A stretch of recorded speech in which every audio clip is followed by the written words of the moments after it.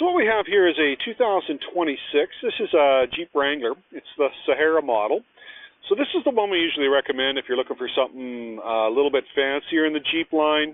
So you still want to get a Jeep and have all the fun stuff, but you also need the, the creature comfort. So you're looking for leather seats, like this one has that. They're heated steering wheels, nav, that kind of stuff. So more of the, the highway driving creature comforts. So we're going to do a quick walk around on the video here and just kind of point out some of the cool stuff. For starters, these come with a little bit more of a highway tire. In this Sahara, you can see it's got the nice looking rims with the chrome and the gray, so they mix quite nicely. The fender flares on these are a little more deluxe. They're painted to match the vehicle, so they're all in the same color, so it's a little bit dressier. Also has a little black lip around here to help keep some of the rock chips down, rock damage, that sort of stuff. You'll also notice that the Sahara gets the full-length running boards. What's nice about those is when you're driving on gravel, I usually recommend you put a set of front flaps on it as well as rear flaps, but it'll help keep the rock rash from, pinging along your doors, and it also is really good for keeping the rock chips from beating up the door hinges and that sort of stuff. Same with the rear tub, so it just kind of protects everything. So if you are driving on gravel and you're buying a Jeep, running boards are a great idea. Across the front, you see it's got the nice Jeep grille. A little more deluxe.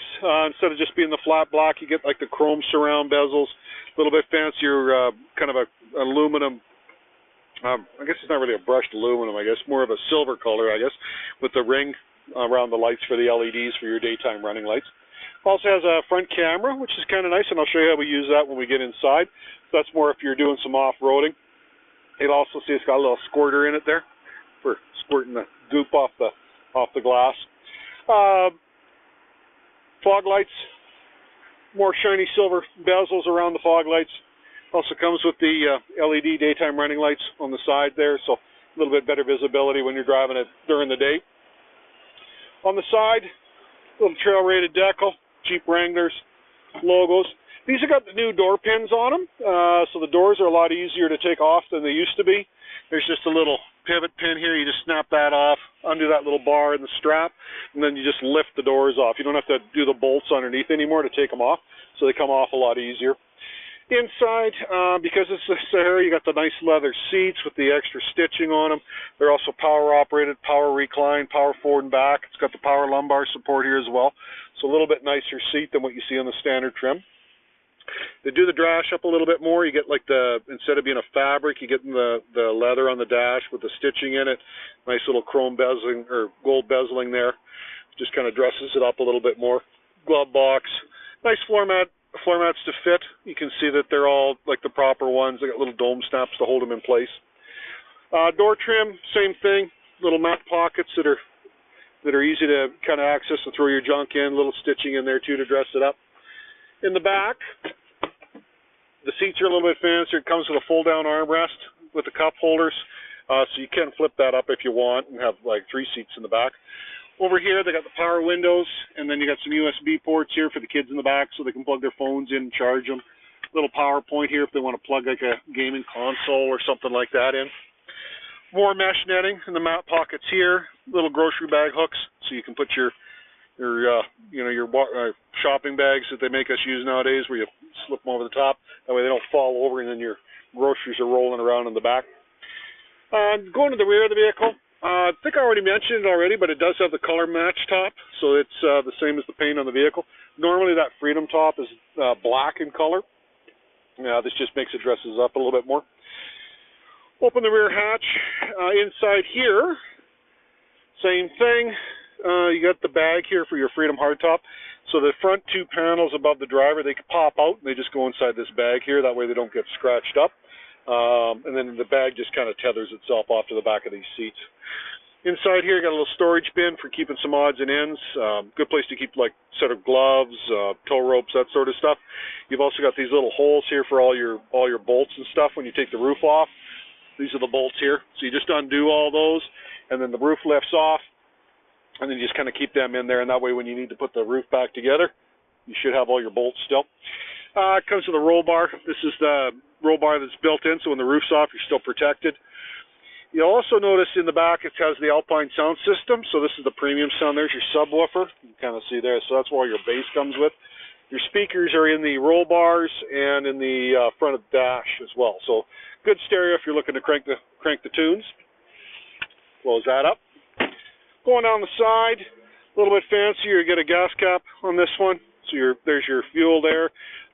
Standard, they do just the throwback where they just got the gas lid on the exposed to the outside. So that's kind of a little bit dressier. Inside, I'll just show you how these seats fold down. You just pull this lever here. This flips the headrest forward. It just lays down. Also on the Sahara, you get this little panel here. On the normal ones, there's no panel, so it stays open like that. This just gives you a little bit more of a flat load floor because it gives you that extra protection there between the gap between the two seats. So that's what that's all about. Oh, I should show you this too, I guess. There's this little lever here that you pull. That flips your headrest down. So you can do that if you're driving and you don't have anybody in the back seat. You can kind of flip that over, and then these headrests aren't blocking your view from when you look in the rear view mirror. Okay, going to the front, you can see this little button here. It's got this. If you have the key in your pocket, I don't right now, but if I did, and I just press that, it'll actually lock all the doors, so you could use it like a key fob. That way you don't have to fish the key fob out of your pocket. If you got like stored in one of your zipper pockets or something like that, you don't have to root around to find it to lock the doors. Power locks, power mirrors. Once again, power seat on the driver's side, power recline, same as a passenger seat that we looked at a second ago. Automatic headlights, just turn that to the auto mode. Your headlights are going to automatically turn on, and then you can turn your fog lights off and on through there. And then we've got our dash brightness gauge for your speedo cluster, that sort of stuff. Tilt steering, just drop that bar down. Now your steering wheel moves up and down. It'll also move in and out. I don't know if you can see that in the video or not, too good, but it slides in and out so you can get really comfortable. On the dash itself, nice big tack, nice big speedo. You can see the center dash cluster there. These are got lots of different screens in there that we can access. So it's got some off-road screens, adaptive cruise control screens. So this is where you set the distance up between you and the people in front of you. Fuel economy ratings, distance to empty. There'll be some tripometers in here, all that kind of stuff. So lots of different screens that you can access through there. You could also customize it. Like you got the compass up here, for instance. I'm going to get rid of that because I always like that to be the time. So now I've got the clock set up here, but once again, if you prefer the compass, you can always go back in and change it. So lots of things that you can play with in there. This was the buttons I was hitting when I was changing that screen there. Over here we got our cruise controls. So you got normal cruise, and then we've got our adaptive cruise, which is these ones. Basic difference, this one here you set your speed and the distance you want between you and the vehicles. Here you just set your speed. What's nice about that is this will actually slow down when you're using your adaptive cruise, and it'll keep that set distance. Makes it for a lot more comfortable drive on a longer road trip. Nice big touch screen. It's like 12.5 inches wide, something like that. So it's lots of visibility there. You got your nav and the radio you're listening to. You can change these screens. If you don't like that setup, you can go and customize it. You can put whatever you want on those sections. So let's say we wanted to add our heated seats here. And then on this side, I want to put my climate controls. So this is all my heating controls screen we could use. So I can turn my heated seats off and on, turn the heated passenger seat on if I want, and then play with my temperature controls. But if you don't like the layout, you can always go back in and change it. Media, that's just all your radio stations and your inputs. So you can play with like how your music's going to get in there. AM, FM, Sirius XM, auxiliary imports.